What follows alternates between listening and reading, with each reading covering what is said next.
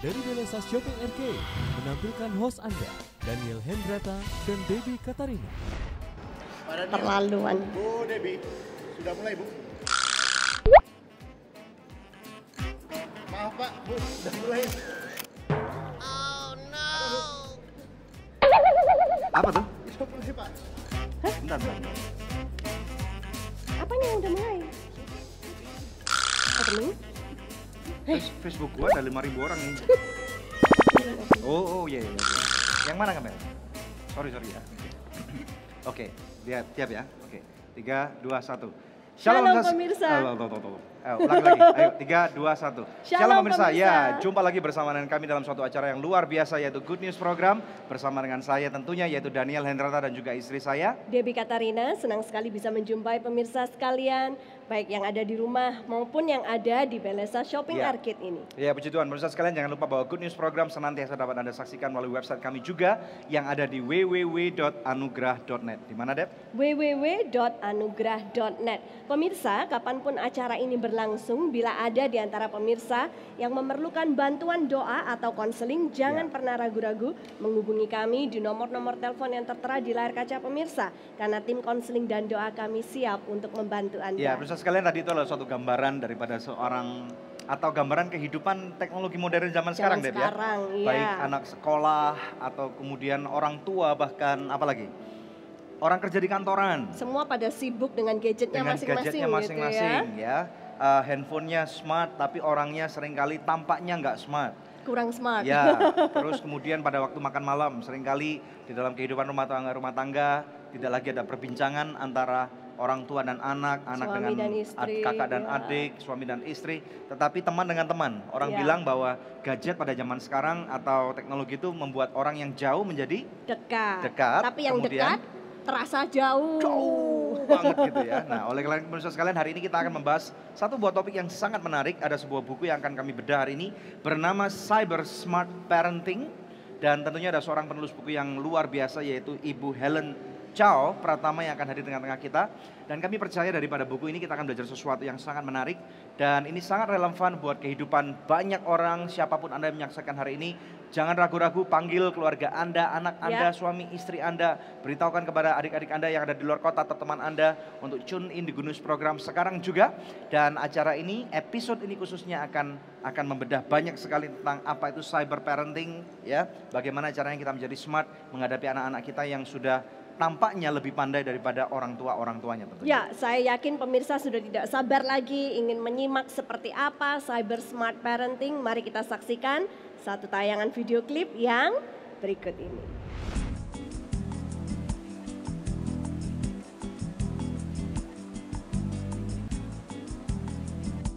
Kemana aja? Ngurus anak sibuk. Sibuk? Bagaimana anak-anak sekarang? Anak-anak baik-baik aja tuh. Kita janjian sama satu teman lagi. Iya. Sebentar lagi dia akan datang. Halo Jeng, apa kabar? Aduh, sudah lama ndak ketemu. Iya. Halo Bu. Iya, sama-sama. Iya. Aduh Jeng. Silakan duduk ya. Gimana kabar keluarganya? Anak saya Jeng yang paling besar yang kelas 2 SMA. Saya tuh kesulitan terakhir ini karena dia selalu bermain game terus, lupa makan, lupa belajar, lupa beristirahat. Saya jadi kebingungan Jeng. Waduh Jeng, saya juga punya anak udah SMA kelas 2. Tuh susah Jeng, saya berikan HP selalu main Facebook. Saya sudah omelin, saya sudah katakan yang baik, saya enggak tahu caranya bagaimana. Iya sama aja sama anak saya. Anak saya kalau belajar sembari dengerin musik. Saya juga jadi bingung. Aduh, semua kita masalah ibu-ibu seperti ini karena alat-alat yang canggih ini bagaimana?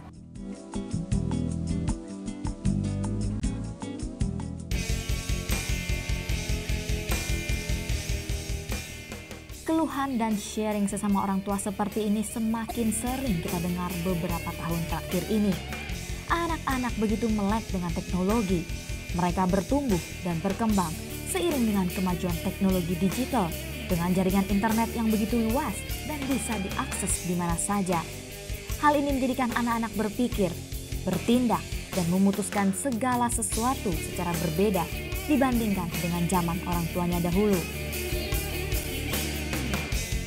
Untuk itu, mari kita belajar strategi dalam mengasuh generasi digital ini bersama Helen Chow Pratama, seorang konselor dan dosen teologi, serta aktif menjadi pembicara dan trainer di berbagai tempat, dan juga ibu dari 3 orang anak generasi digital, Kevin Giovanni Pratama, Brian Adam Pratama, Sianita Eileen Pratama. Didampingi suami tercinta, Wendy Pratama, mereka sama-sama melayani di GKI Anugerah Bandung.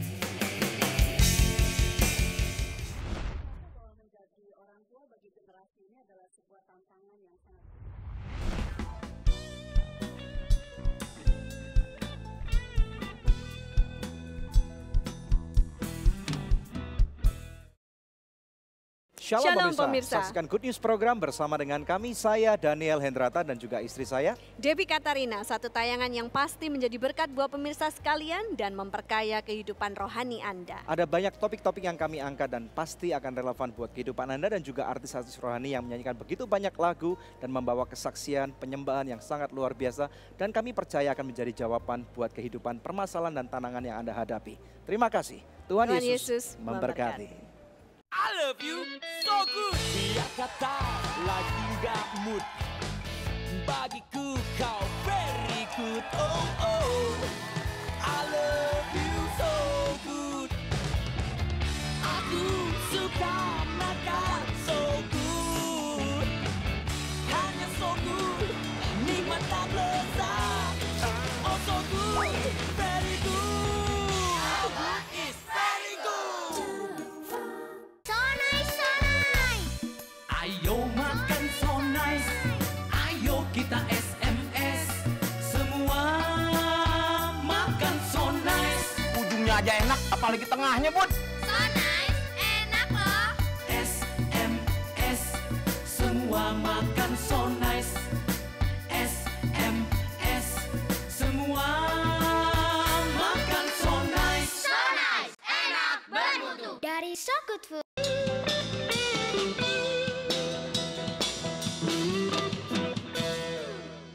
Masih bersama dengan kami di Good News Program, pemirsa sekalian, kita tahu bahwa saat ini memang benar kita ada di abad 21 dan perkembangan teknologi selama 10 atau 15 tahun terakhir ini sangat luar biasa sekali dan itu menjadi satu berkat buat banyak kehidupan di dunia ini.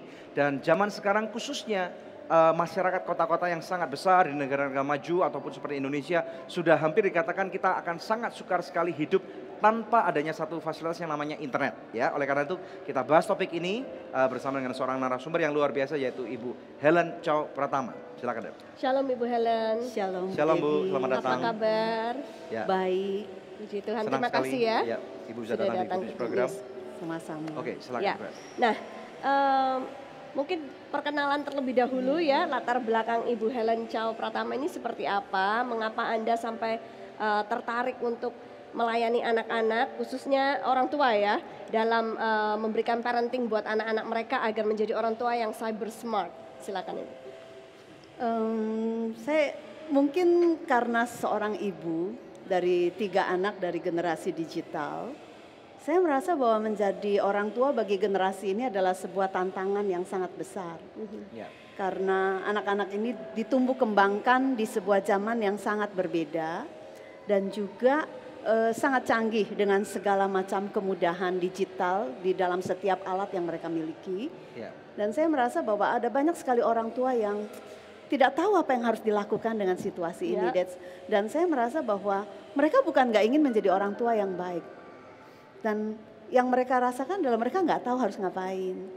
Di buku Ibu menjelaskan bahwa generasi yang sekarang ini disebut generasi digital atau netizen. Apakah Ibu bisa memberitahukan ciri-ciri mereka seperti apa generasi digital ini? Kalau kita memberi nama kepada generasi ini sebagai generasi digital, mungkin kita sedang memberikan sebuah garis bawah kepada ciri khas budaya dari sebuah generasi. Kalau di dalam pembagian sosiologi mungkin kelahiran dari tahun 82 ke atas, Itu kategorinya itu kategori generasi digital, cuman dibagi lagi dengan beberapa bagian. Seperti misalnya mereka yang terlahir di atas tahun 90-an, kita menyebut mereka sebagai generasi bridgers, yaitu lahir menjelang abad 21. Dan kemudian untuk anak-anak yang sudah lahir di tahun 2002, kita mengkategorikan mereka sebagai generasi platinum. Ini adalah generasi yang lahir di saat teknologi yang sudah ditemukan, mendapatkan sebuah sentuhan inovasi yang sangat canggih dan sedang matang-matangnya. Jadi kategori daripada bagaimana teknologi mendapatkan sentuhan digital dari analog menjadi digital, ini adalah salah satu tanda atau ciri daripada generasi ini, karena semua alat main mereka, alat belajar mereka, dan alat-alat teknologi yang ada di sekitar kehidupan mereka yang mereka gunakan itu sudah mendapatkan sentuhan digital. Menurut Ibu dari kemajuan teknologi seperti ini ada dampak positifnya nggak? Positifnya banyak. Banyak ya. Oke, kalau gitu gini Bu, sebentar. Kita akan tahan, Ibu tahan dulu. Nanti kita akan berbicara tentang dampak positifnya setelah break yang satu ini. Pemirsa sekalian, mari kita lihat nanti setelah break yang satu ini bersama dengan Ibu Ellen, apakah dampak daripada kemajuan teknologi hanya bersama dengan kami di Good News Program. Kecanggihan anak-anak kita menguasai alat-alat ini menjadikan mereka itu anak-anak yang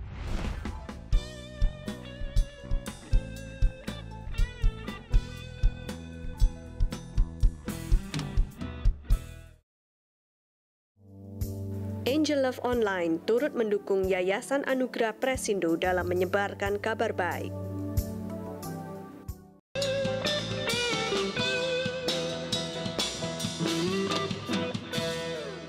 Cyber Smart Parenting dalam Good News Program. Langsung aja kita kembali ke narasumber kita, Ibu Helen Chow Pratama. Nah Ibu, di bab keempat dari buku Ibu dijelaskan gadget canggih dan dampaknya. Kita mau lihat dulu dampak positifnya apa ini gadget-gadget dalam kehidupan anak-anak kita. Iya, kalau kita bicara tentang dampak positif itu pasti nggak akan ditolak oleh kita ya. Karena kemajuan teknologi dan juga kecanggihan anak-anak kita menguasai alat-alat ini menjadikan mereka itu anak-anak yang sangat diperlengkapi untuk bisa menjadi anak yang bekerja dengan baik, belajar dengan baik di era ini. Dan ini adalah salah satu prasyarat yang mungkin dituntut oleh zaman yang penuh dengan perubahan yang sangat cepat ini. Mereka perlu menjadi seorang yang versatile, dikatakan seorang yang bisa menjadi seorang spesialis, at the same time dia juga seorang generalis yang terus bisa berubah dengan cepat sesuai dengan tuntutan pasar kerja seperti itu. Dan mereka sangat luar biasa karena mereka menguasai setiap peralatan dengan cepat dan mudah sekali yang dibutuhkan oleh pasar kerja. Dan kita bisa melihat mereka menjadi orang yang luar biasa canggihnya. Mereka bisa mendapatkan informasi just with the power of one click gitu ya. Dan kita bisa melihat juga bagaimana mereka bisa membangun network yang luar biasa sekali. Dan mereka juga bisa melakukan self marketing seperti itu. Mereka bisa menemukan orang yang mereka perlu untuk bisa membantu mereka. Dan kita melihat betapa luar biasanya pertukaran mereka untuk bisa mendapatkan skill yang mereka butuhkan hanya dengan kalau kita katakan peer mentoring lewat network ini.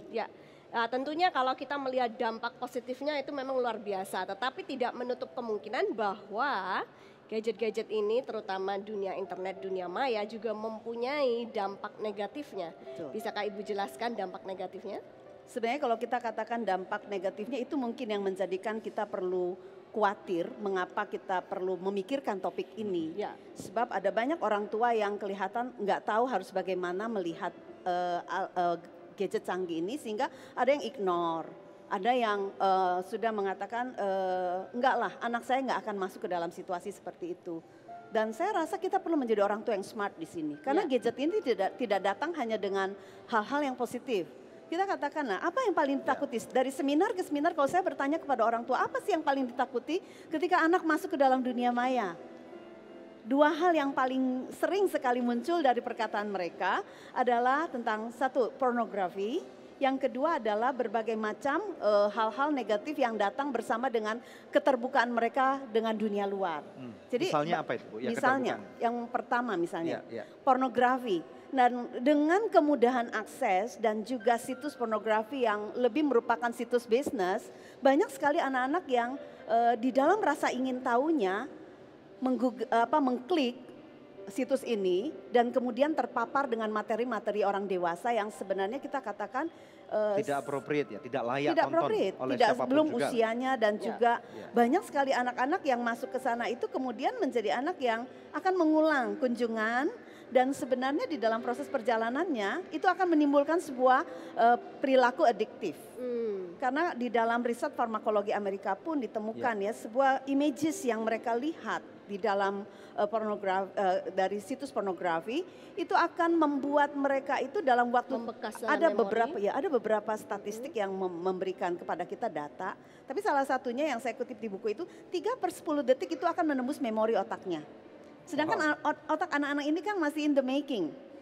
Masih terus bertumbuh Jadi itu sampai menjadi usia satu remaja. citra yang permanen dalam kehidupan mereka. Terprinting di Dan dalam. mereka akan berpikir bahwa hal seperti itu adalah sesuatu hal yang lumrah atau biasa tadi itu ya. Ya, pada saat yang sama sebenarnya mereka sedang menyimpan sebuah galeri foto yang akan mendirect banyak hal di dalam tubuh mereka karena kita tahu images yang berkaitan dengan seksual itu disimpan di otak primitif ya, kita katakan otak otomat ya, yang memberikan kepada kita direction secara otomatis.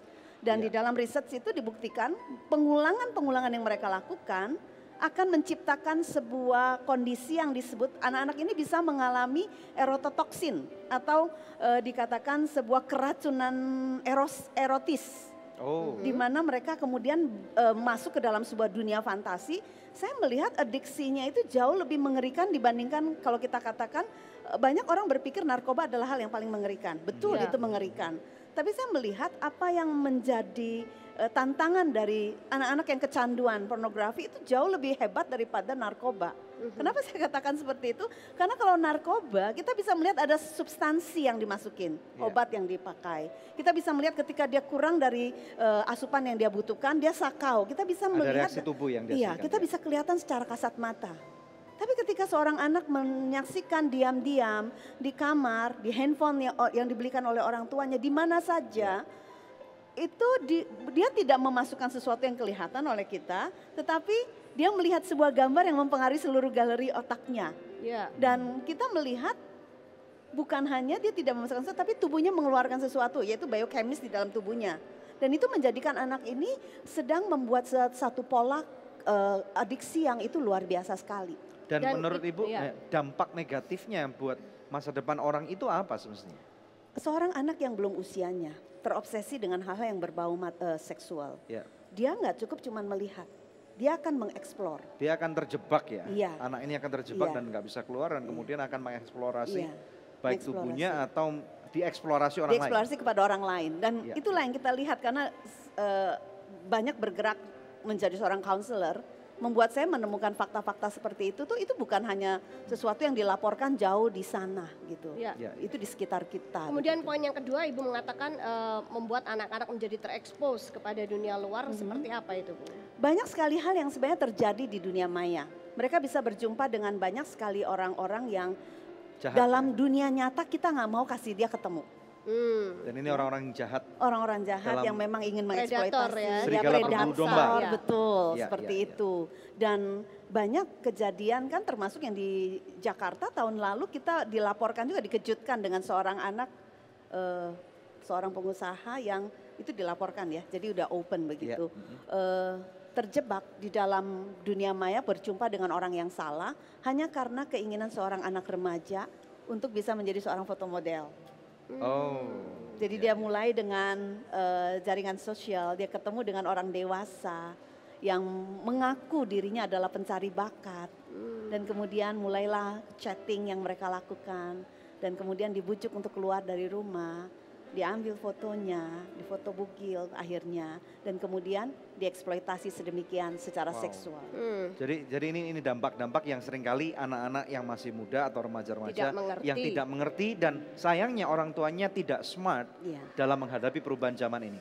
Oke, pemirsa sekalian, ini sesuatu yang sangat penting buat kehidupan kita. Hari ini kami mau supaya setiap daripada pemirsa Good News Program mulai bersiap diri dan menjadi orang tua yang smart, orang tua yang pandai, orang tua yang cerdik. Firman Tuhan berkata, kamu harus tulus seperti merpati, tetapi pada saat yang bersamaan sebelum kamu tulus seperti merpati, kamu harus menjadi cerdik seperti ular.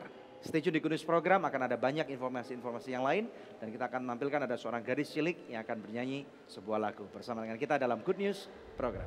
About you, it's about me, it's about the truth that set us free.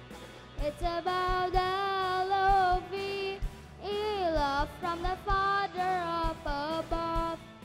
I love you so good. Biar kata lagi gak mood, bagiku kau very good. Oh oh, I love you so good. Aku suka makan so good, hanya so good, nikmat tak lezat.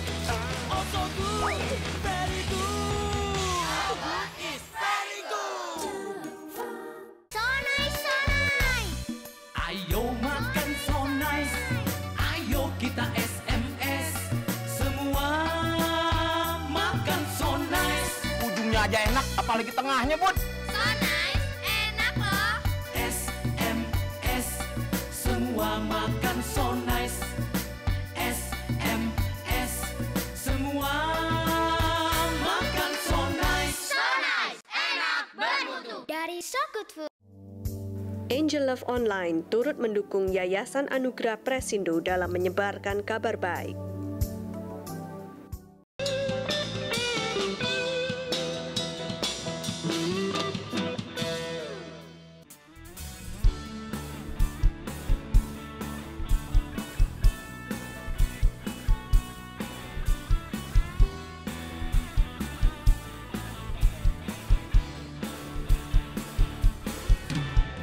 Come on now, let's open up the book.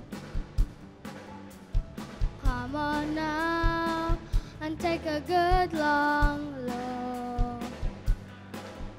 And see, God has given us all we need to be free.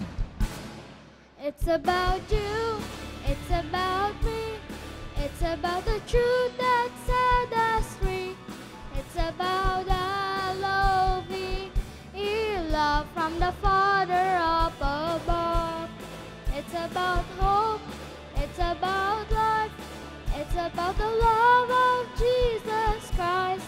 It's about everlasting, never failing love.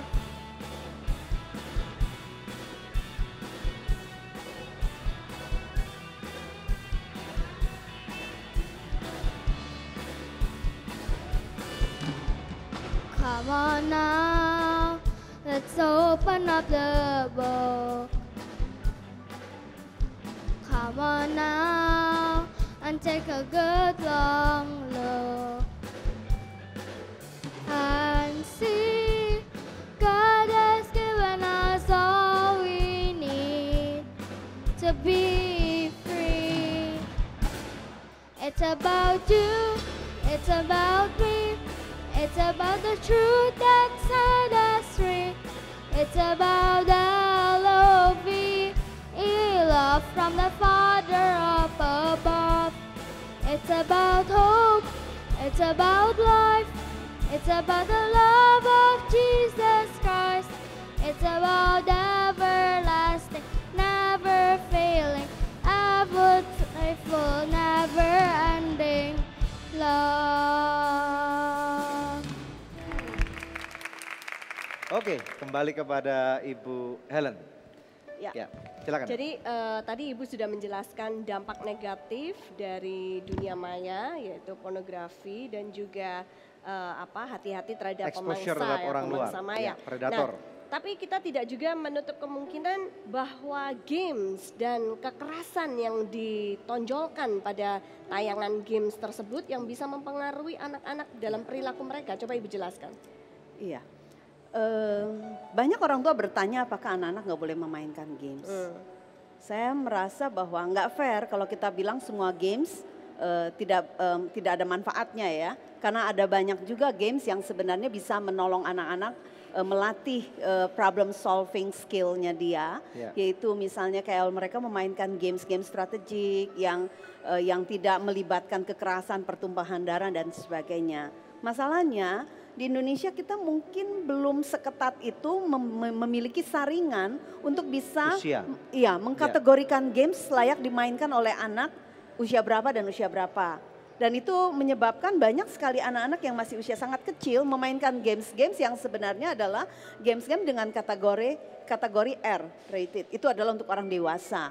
Di dalamnya banyak sekali konten kekerasan, termasuk juga konten yang memberikan juga kepada mereka sebuah ilusi atau fantasi untuk bisa misalnya pergi ke tempat-tempat pelacuran, ya, memainkan permainan judi dan juga berbagai macam tindak kekerasan seperti pembunuhan dan sebagainya. Salah satu games yang cukup populer dimainkan juga oleh anak-anak Indonesia, misalnya dengan satu games yang Grand Theft Auto, ya, itu adalah satu games yang memberikan itu kepada anak-anak fantasi untuk bisa mencuri mobil dan ketika mereka melakukan tindak pencurian itu mereka boleh nabrak siapa saja, membunuh pemiliknya dengan alat apa saja. Dan kita menemukan korelasi yang kuat sekali antara games kekerasan yang dimainkan oleh anak-anak di bawah usia ini dengan eksplorasi mereka di dunia nyata. Dan itu sudah diberikan sebuah pelaporan di Amerika bagaimana anak-anak remaja yang terlibat dengan kekerasan remaja itu terhubung dengan games kekerasan yang mereka mainkan. Misalnya seperti apa, Bu? Misalnya kayak ada satu kelompok anak yang gemar sekali memainkan games ini. Mereka memberikan satu pengakuan bahwa pada siang hari kami memainkan games ini, pada malam hari kami menghidupi games ini. Jadi itu mereka melakukan pembunuhan terhadap seorang kakek tua yang memiliki mobil dan polisi mencoba mencari tahu mereka inspirasinya apa gitu. Dari mana mereka mendapatkan ide seperti ini. Bahkan ada seorang anak berumur 10 tahun menembak neneknya sendiri berumur 80 tahun karena main game ini dan tidak merasa bersalah. Karena tidak tahu apa yang dilakukan. Iya, betul. Dan banyak sekali tindak kekerasan yang terjadi di sana itu benar-benar terhubung, ya. Karena mereka melakukan penelitian yang menghubungkan dia punya masalah dengan apa yang menjadi kebiasaan anak ini. Lalu menurut Ibu, tindakan apa yang harus diambil oleh kita nih sebagai orang tua? Kami juga punya 2 orang anak atau orang-orang tua lain yang menyaksikan acara ini. Tindakan apa yang harus diambil? Apakah kemudian harus dipasang CCTV monitor atau nggak boleh main game atau kemudian mereka harus main alat-alat tradisional kembali atau apa, Bu? Saya kira selain daripada kita menghindarkan mereka untuk masuk ke tempat yang salah, buat saya kita nggak bisa cut off gitu ya, karena ini adalah dunia yang benar-benar kita beda banget lah gitu. Ya, sudah menjadi gaya hidup. Betul. Tapi bagaimana kita bisa menjadi orang tua yang smart untuk bisa menolong mereka memilih apa yang membangun, apa yang baik. Apa itu buat langkah-langkah saya misalnya kayak kategori pemilihan games. Saya rasa orang tua harus mengerti apa yang dimainkan anaknya, berapa usia anaknya, kepatutannya di mana. Dan yang kedua, saya rasa orang tua nggak boleh memberikan kepada anak sebuah akses tanpa batas, tanpa pendampingan yang cukup kalau anak-anak itu masih di bawah SMP. Jadi jangan berikan anakmu akses bebas tanpa batas. Iya. Karena sebenarnya kalau kita katakan anak-anak misalnya ini agak menyimpang sedikit, anak-anak di bawah 3 tahun dibiarkan bermain iPad, kerugiannya itu jauh lebih besar. Ya. Dan banyak orang tua tuh nggak ngerti. Jadi misalnya kayak sekarang trennya main iPad, ya udah dikasih iPad semua. Asal nggak nangis. Iya, dalam jangka panjang anak ini akan memiliki daya konsentrasi yang jauh lebih pendek karena overstimulated. Overstimulated. Ya. Dan kita menemukan juga korelasi. Jadi jurnal pediatrik Amerika itu membuktikan korelasi antara anak-anak yang memainkan alat-alat canggih ini di usia seperti itu dengan kasus ADHD, ya, attention deficit hyperactivity, ya, disorder. Jadi kita melihat ini menjadi sesuatu yang sangat meluas di dalam masalah yang kita hadapi. Dan saya rasa orang tua perlu juga membimbing anak dengan memasukkan nilai-nilai yang sangat basic sekali karena tanpa pengasuhan nilai yang terencana. Jadi pendidikan keluarga nih, Bu, bicara tentang pendidikan keluarga, mau nggak mau go back to the basic lagi. Keluarga adalah tempat pendidikan yang terbaik. Kita akan lanjut setelah break ya Ibu ya. Ini waktunya kuis yang selalu dinantikan pemirsa ya. Pertanyaannya adalah generasi apakah generasi zaman anak-anak kita ini sekarang disebut ya. Anda bisa mengirimkan jawabannya dengan format seperti ini, kuis nama, alamat lengkap, jawabannya melalui SMS ke nomor HP yang tertera di layar kaca pemirsa, atau Anda bisa juga mengirimkannya lewat email ke goodnews@anugerah.net. Apabila Anda mengirimkannya lewat email dengan format yang sama, tambahkan juga nomor HP Anda. Maka kepada 10 orang pemenang terpilih, kami akan mengirimkan masing-masing sebuah buku Cyber Smart Parenting persembahan dari Ibu Helen Chow Pratama. Pemirsa tetap stay tune bersama dengan kami akan kembali dengan lebih banyak good news lagi. Kalau saya waktu masih anak-anak, justru semakin dilanggar semakin saya penasaran. Semakin dilarang Semakin semakin penasaran.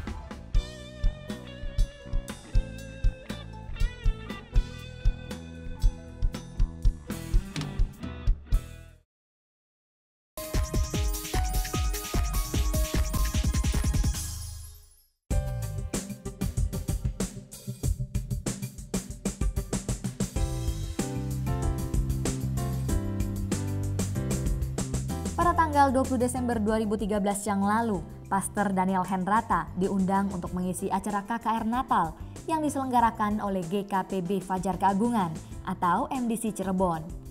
Tema khotbah yang dibawakan, Jesus is the coming King. Punya surga harus turun daripada tahtanya, saudara. Kemudian dia harus mengotori tangannya, mengotori kakinya. Dia dilahirkan di kandang yang sangat hina, saudara. Jauh daripada semua kemewahan, jauh daripada semua gemerlap, Bapak Ibu sekalian. Jemaat yang hadir lebih dari 1.000 orang. Mereka sangat antusias mengikuti acara KKR yang berlangsung. Acara juga dimeriahkan oleh artis rohani dari Jakarta, pasangan suami istri Daniel Leza dan Victoria.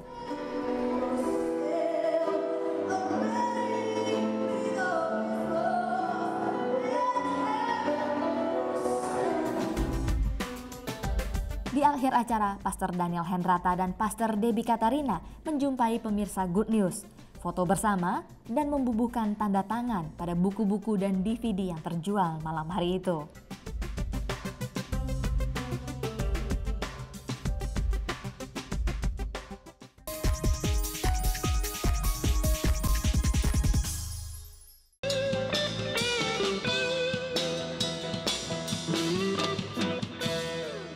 Masih bersama kami dalam Good News program Cyber Smart Parenting. Nah, di studio telah hadir 2 narasumber lagi, yaitu anak-anak dari Ibu Helen Chow. Wah, udah gede-gede nih ya. Ada Kevin Giovanni dan juga Brian Adam. Kayak nama penyanyi gitu ya. Please forgive me. I know not what I do. Oke, anyway, kita tahan dulu cowok-cowok ganteng ini. Kita akan ngomong dengan maminya dulu. Ya, nah, saya tergelitik dengan statement yang Ibu buat di buku Ibu halaman 38 yang mengatakan bahwa generasi ini membutuhkan kita lebih dari sebelumnya untuk bisa memberikan navigasi dalam melayari dunia dan kehidupan yang demikian kompleks. Navigasi ini maksudnya apa, Ibu? Banyak orang tua berpikir karena anaknya sudah sangat canggih, mereka mengalami kesenjangan yang luar biasa untuk bisa sepertinya masuk ke dalam dunia anak ini. Dan banyak orang tua yang akhirnya kayaknya step out ya dari dunia itu dan membiarkan anak-anak ini bereksplorasi sendiri. Padahal kan ini adalah satu jalan yang membawa anak-anak ini masuk ke dunia yang sangat luas. Ya. Mereka mungkin memiliki banyak sekali informasi, mereka canggih luar biasa.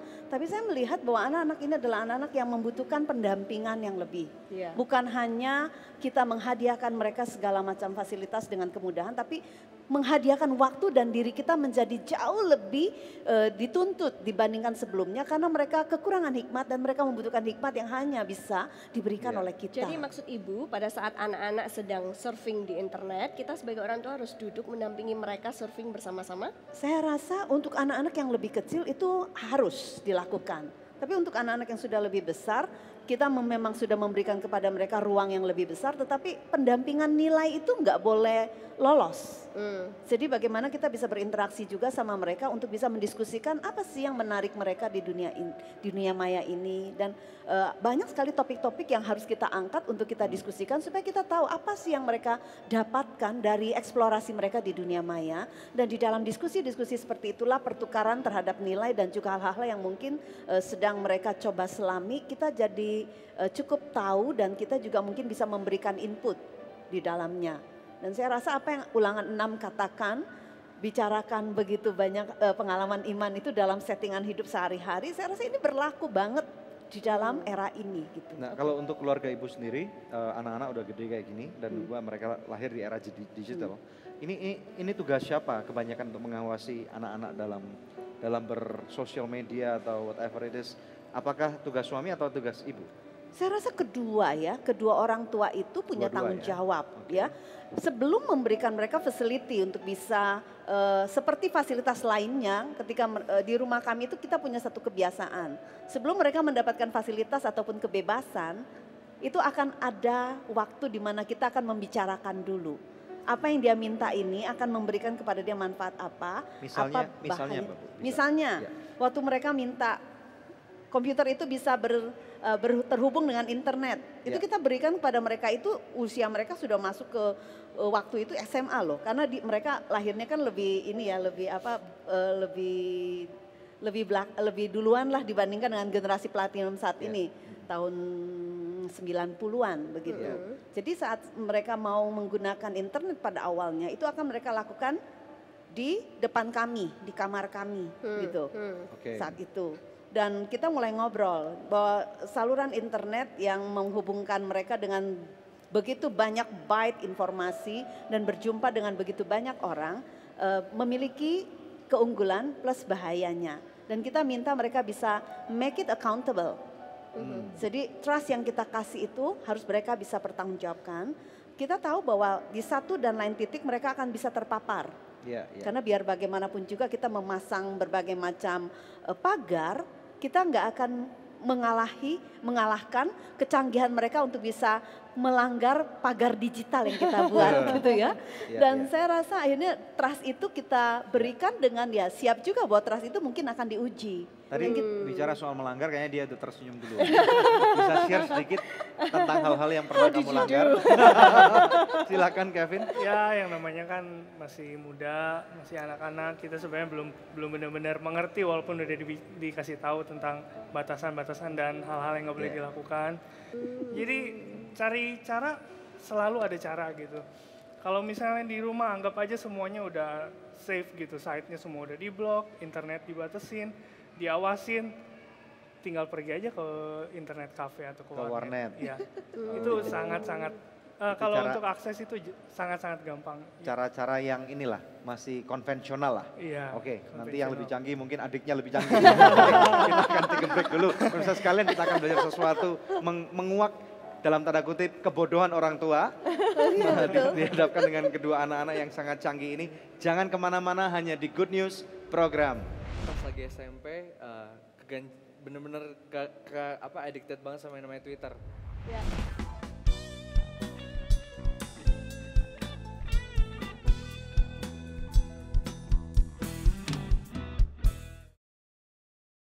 Shalom pemirsa, terima kasih atas kesetiaan Anda menyaksikan Good News program selama ini. Kami mengajak pemirsa sekalian untuk menjadi partner dari Anugerah Ministries agar kita dapat menyebarkan kabar baik bersama-sama.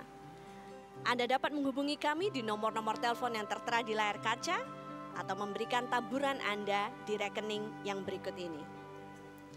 Untuk setiap taburan yang Anda berikan, Anda memastikan kelangsungan Good News program dan juga program-program sosial kami lainnya. Kami percaya taburan Anda berada di ladang yang subur dan akan membuahkan banyak hasil bagi pekerjaan Tuhan. Tuhan Yesus memberkati.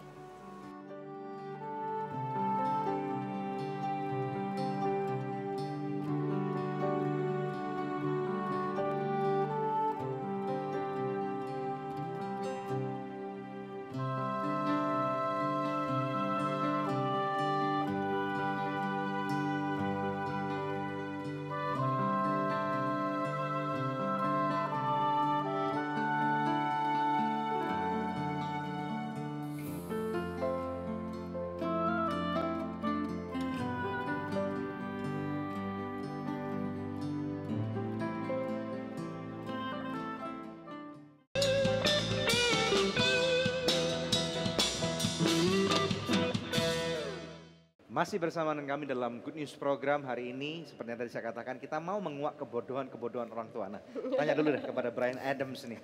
Selain menciptakan lagu, tips and tricks supaya pada waktu kamu punya pengalaman-pengalaman khusus untuk membobol akses internet yang diblok oleh mami atau papi kamu, gimana nih? Kalau tips and tricksnya sebenarnya sih keep it for yourself gitu. Kalau kamu terima apa sesuatu yang baru teknologi, karena mama juga kan mau segimanapun kita yang anak-anak biasanya pasti jauh lebih ngerti, lebih cepat gitu. Jadi walaupun mama misalnya bikin satu barikade untuk nggak boleh dilewatin, aku bisa ngakalin gimana caranya supaya bisa buka barikade itu tanpa ketahuan. Gitu. Misalnya? Apa ya? Kayak misalnya ya internet aja kadang-kadang mama suka nanya ke aku gitu. Kadang-kadang aku nggak mau kasih tahu. Oh nggak boleh. Kayak aduh mendingan diam aja daripada ntar mama tahu gimana caranya gitu. Ya udah gitu. Banyak sering kali begitu gitu. Jadi keep it for yourself. Iya keep it for yourself gitu. Makanya banyak kadang-kadang dari teman-teman aku juga nggak mau cerita banyak ke mama papanya gitu. Kalau nggak pas lagi ditanya tentang masalah teknologi, entar itu komputer atau HP, kadang-kadang suka jadi sewot sendiri sama papa mama gitu. Kalau misalnya kok ini gini sih, mama gitu doang nggak bisa, padahal sih nggak mau ngasih tahu kadang-kadang gitu. Oh gitu, oke. Nah ibu sendiri aktif nggak di dalam sosial media? Aktif, tapi tidak sangat-sangat aktif enggak. I don't have time. Oke. Iya. Kalau kalian berdua tentu aktif banget dong dalam sosial media. Menurut saya Bryan kalau jauh dia lebih sosial media nggak terlalu, dia lebih main ke game. Kalau saya sosial media sangat aktif. Dulu sempat pas lagi SMP bener-bener addicted banget sama yang namanya Twitter. Ya, Twitter nggak bisa bener-bener hidup tanpa Twitter. Aku sempat punya temen dari Twitter tuh hampir 40 orang. Kenal di Twitter sampai main bareng. Oh, iya. Ini Dan mereka Twitter, juga tinggal di Bandung? Enggak, tinggalnya di mana-mana. Terus ketemuan di Jakarta, 40 orang itu. Tadinya nggak kenal sama sekali gitu. Ya, dan bentuk community sendiri lah. Community sendiri gitu. Dan tapi sekarang, sehat nggak komunitinya? Oh sehat-sehat aja, kalau saya nggak macam-macam kalau komunitasnya gitu. Terus juga sekarang udah banyak yang namanya Instagram gitu dan Facebook, yang kadang-kadang aku seremnya gitu, teman-teman aku dulu yang pas lagi zaman-zaman SMP, SMA, lagi naksir cewek, dia bisa lebih tahu daripada aku yang kenalin misalnya. Oh dia baru dari sini, baru dari itu. Gimana caranya kata gue? Oh itu mah gampang ya, buka Facebook aja katanya. Kadang-kadang nggak di-set privasinya kan. Mereka bisa tilik dari tahun dia masuk ke Facebook sampai sekarang lagi ngapain. Dia bisa tahu gitu. Nah, itu kadang-kadang aku nyeremin. Kadang-kadang dia bisa lebih tahu gitu. Jadi yang sekarang teman-teman aku bilang itu namanya stalking. Kamu nggak tahu tapi kamu tahu kehidupannya. Karena di-share di Facebook gitu. Ya itu kalau sosial media. Nah sekarang kalau Kevin mau sharing about itu, your addiction to game, katanya pernah kecanduan games, gimana ini? Saya cerita dari awalnya dulu aja ya. Awalnya saya main game itu bukan karena penasaran sama game, tapi karena cool kids di sekolah saya, anak-anak yang dianggap keren itu, mereka rame-rame lagi pada demen game. Udah gitu saya mulai main. Saya yang membuat saya kecanduan itu menurut saya semenjak saya main game, dan menurut saya untuk game seperti itu saya ada bakat. Jadi saya lebih banyak diterima sama teman-teman saya ketimbang sebelum saya main game. Nama gamenya apa waktu? Gamenya dulu awalnya yang Ragnarok ya? Awalnya ya Ragnarok untuk online dan Counter Strike itu game nembak-nembakan. Dan di sana pun di warnet itu ada semacam ranking. Jadi kita berlomba-lomba tuh main tiap hari ke sana supaya bisa masuk ranking di lokal. Jadi bagaimana caranya menjadi tim elit gitulah? Iya, jadi anak-anak yang dianggap keren, wah dia hebat nih mainnya, gue pengen temenan sama dia, kayak gitulah. Soalnya jadi ternyata ada peer pressure juga dalam main game. Iya, betul sekali. Terus efeknya apa di dalam diri kamu pada saat kamu sudah kecanduan games? Saat saya kecanduan games, ya otomatis kehidupan sosial saya jauh lebih berkurang. Karena saya waktu kecanduan bisa menghabiskan sampai dengan 10 jam per hari. 10 jam? 10 jam dan itu non-stop. Itu ditambah sekolah? Enggak, waktu lagi libur. Kalau lagi sekolah kita misalnya pulang, kan sekolah saya pagi sampai jam 1 atau jam 2. Pulang saya bisa pergi ke warnet, baru ke rumah nyampe jam 11 malam. Wow, jadi nggak ada waktu istirahat, nggak ada waktu untuk belajar. Iya, jadi itu dari sebelum sekolah udah beres, udah kepikiran. Gue pulang, gue mau gini, gue mau ke warnet, gue mau ngapain aja, gue mau main apa aja gitu.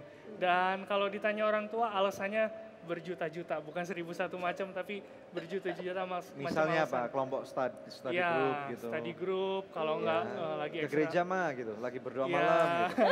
Oh my God. Kalau enggak ada Capek deh. Kebaktian youth. Oke, Ya. tapi akhirnya bagaimana kamu bisa sadar dan kemudian memutuskan diri dari kecanduan itu? Kalau saya ya pertama yang saya alamin adalah saya mulai menyibukkan diri saya dengan berbagai macam kegiatan di gereja. Ya, dan otomatis saya harus alokasiin waktu saya yang tadinya free-nya sangat banyak, jadi bisa ujung-ujungnya dipakai main, harus saya alokasiin untuk kegiatan di gereja ataupun kegiatan di. Tapi gimana tempat kamu yang bisa tiba-tiba sadar terus langsung mau terlibat kegiatan gereja, ketahuan mama gitu? Saya namanya nangis berdarah-darah. Ya, saya menyadari kalau kecanduan saya, addiction saya ini udah buat orang tua saya khususnya ya, mereka sampai susah hati, sampai sedih, dan ya sedihnya sampai menurut saya lumayan parah lah gitu. Dan setelah itu pun saya mulai evaluasi gitu, apa yang udah saya lakuin selama ini, terus sepanjang periode saya addicted sama game ini, apa aja yang sebenarnya bisa saya lakuin yang jauh lebih penting gitu, jauh lebih berguna, bermanfaat buat. Jadi kamu mereview gitu? Iya, saya mereview, saya lihat ke belakang dan saya menyimpulkan kalau too much gaming it's not good at all. Karena memang waktunya tiba-tiba berjalan habis gitu ya, satu minggu, 1 bulan, betul, 1 tahun gitu. Betul. Tiba-tiba udah berjalan 7 bulan ini, 1 tahun ini. Iya, betul. Menyanyiakan waktu dan menyanyiakan hidup. Iya, dan satu lagi yang penting, karena waktu dulu awal-awal saya saya sempat pindah ke Bandung, sebelum di Bandung saya di Palembang, jadi pada saat pindah ke Bandung saya itu jadi salah satu anak yang dijauhi lah gitu, karena asing kan. Dan ya jadi semenjak saat itu menurut saya peer acceptance diterima oleh teman-teman sangat penting, dan itu yang jadi salah satu faktor yang bikin saya kecanduan. Dan saat saya mengevaluasi, saya pikir kalau penerimaan dari teman-teman itu bukan segalanya. Yang paling yang paling penting itu saya percaya diri, saya melakukan apa yang positif, dan saya nggak nyusahin orang termasuk keluarga saya. Dan yang terpenting bukan saja teman, yang jauh lebih penting itu keluarga saya dan orang-orang terdekat saya gitu. Amin. Oke. Yeah. Kita akan lanjutkan setelah break ya. Namun sebelum break pemirsa, saya rindu membacakan doa yang sudah terjawab dari seorang pemirsa yang berada di Sarawak, Malaysia. Seorang wanita ini beberapa saat yang lalu menelpon kami minta bantuan doa karena dia merasakan sakit di payudaranya. Setelah kami doakan, dia mengirimkan SMS kembali dan berkata, "Shalom, selamat malam. Salam sejahtera dalam kasih Tuhan kita Yesus yang selalu menyertai kita semua. 2 minggu yang lalu saya meminta didoakan karena payudaraku sakit. Sekarang aku bersyukur dan berterima kasih kepada Tuhan kita Yesus bahwa dengan bilur-bilurnya aku sudah sembuh. Dan aku berterima kasih juga kepada Bapak Ibu yang sudah mendoakan aku. Tuhan Yesus selalu menyertai kita. Amin." Pemirsa, apapun pergumulan yang Anda hadapi hari ini, Tuhan sanggup untuk menjawab pergumulan doa Anda.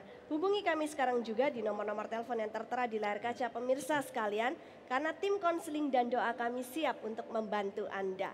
Pemirsa tetap stay tune bersama dengan kami akan kembali lagi dalam Good News program. Kebanyakan orang tua zaman sekarang saya katakan orang tua yang kresek-kresek gitu. Orang tua yang nggak match dengan anaknya, anak yang nggak.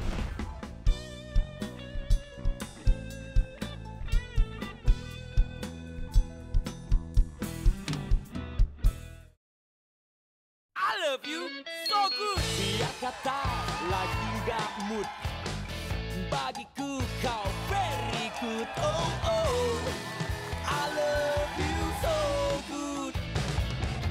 Aku suka makan so good, hanya so good, nikmat tak lezat. Oh so good, very good. How good is very good. So nice, so nice. Ayo makan so nice, ayo kita SMS, semua makan so nice. Ujungnya aja enak, apalagi tengahnya, Bud. So nice, enak loh.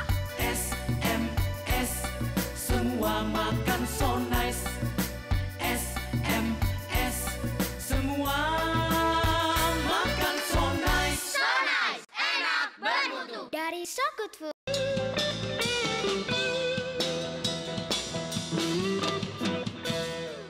Nah pemirsa, tadi sebelum break kalau kita simak kesaksian dari Kevin dan juga Brian, kita bisa melihat bahwa sepandai apapun kita sebagai orang tua meletakkan batasan-batasan, tetap ada kemungkinan bahwa anak-anak kita akan melanggarnya.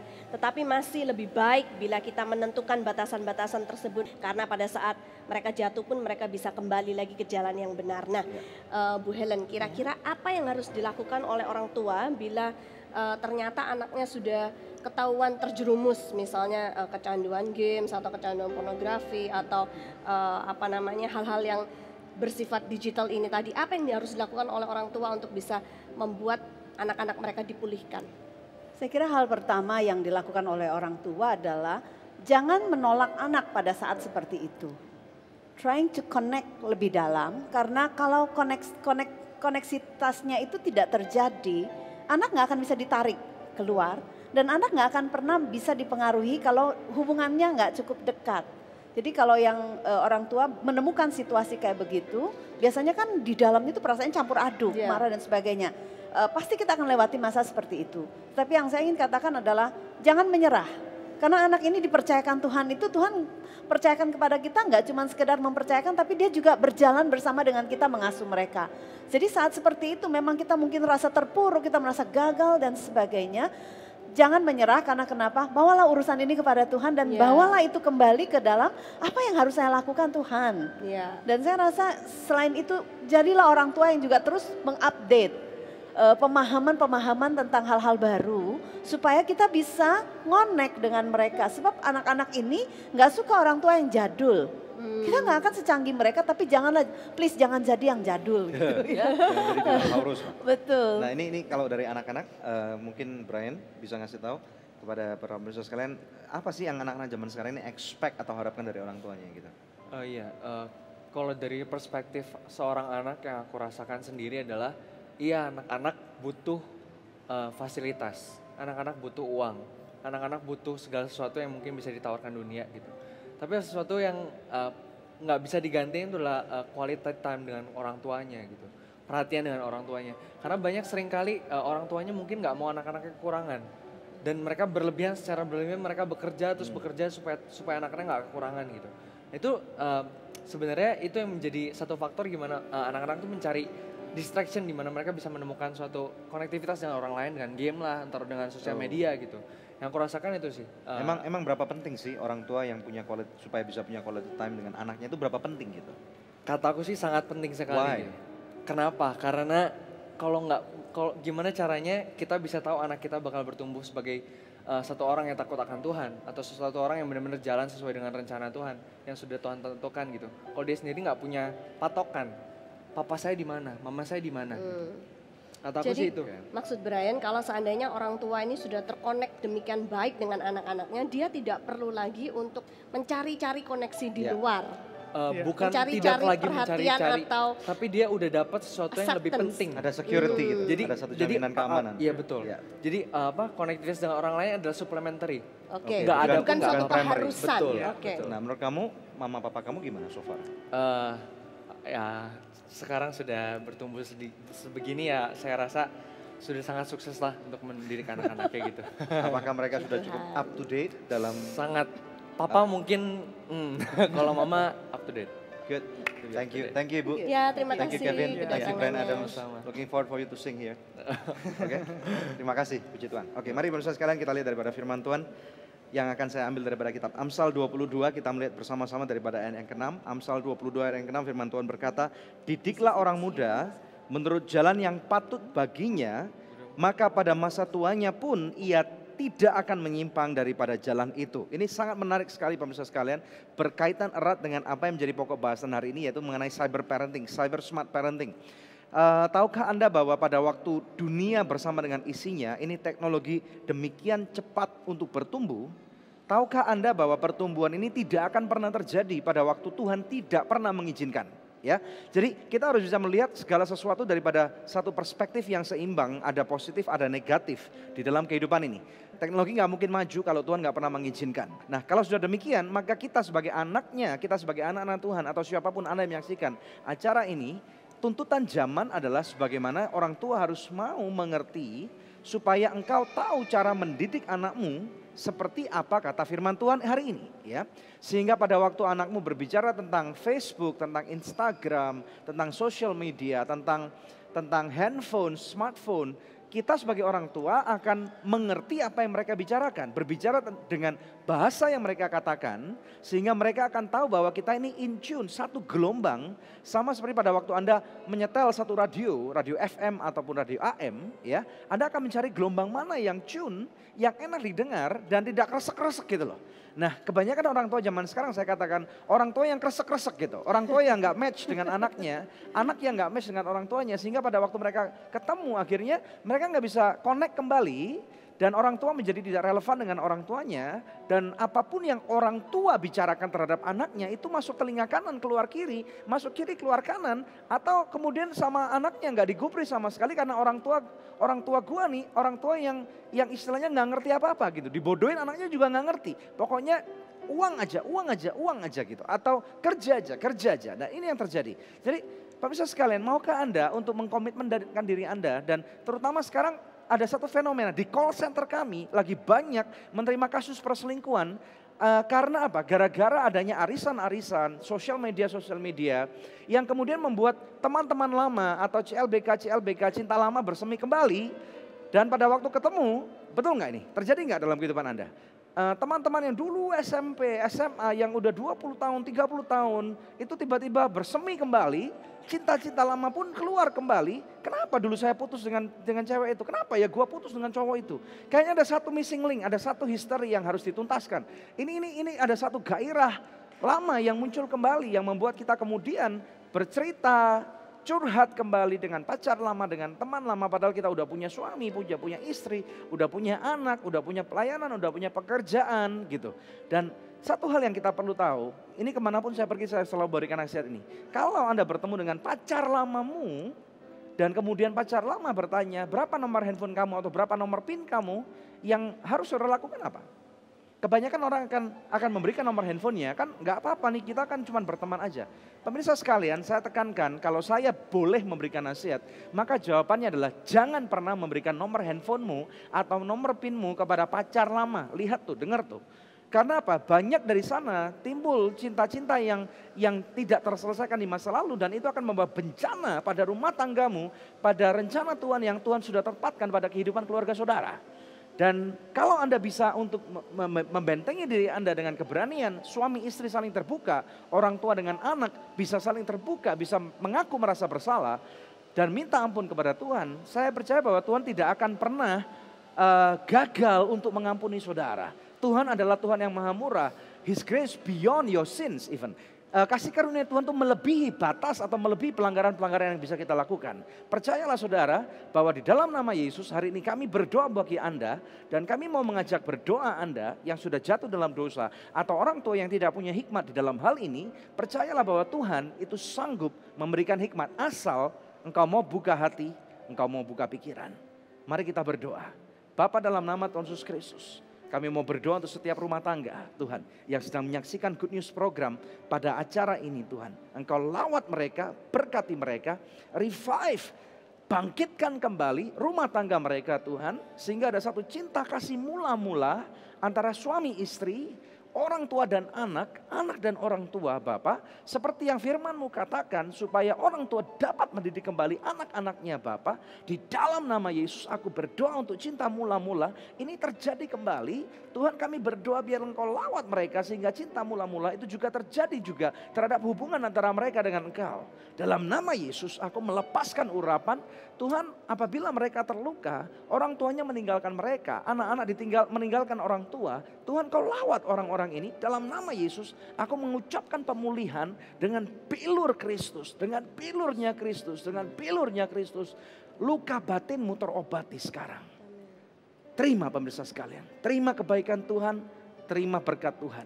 Di dalam nama Yesus kami berdoa dan mengucapkan syukur. Yang percaya bersama dengan kami katakan amin. Haleluya. Jangan lupa untuk hubungi kami. Ada nomor-nomor telepon yang tertera di layar televisi Anda. Dan kami percaya ada tim doa yang akan selalu senantiasa berdoa dan menantikan Anda dalam konseling dan doa. Haleluya. Ya pemirsa, inilah akhir dari Good News program hari ini. Kami akan menjumpai pemirsa sekalian di pekan yang akan datang di hari, jam, dan stasiun televisi yang sama. Saya Debbie Katarina bersama dengan suami saya Daniel Hendrata, kami ucapkan terima kasih atas dukungan dan support yang diberikan kepada kami. Jangan lupa untuk selalu cek di website kami yang ada di www.anugerah.net. Terima kasih, Tuhan Yesus memberkati.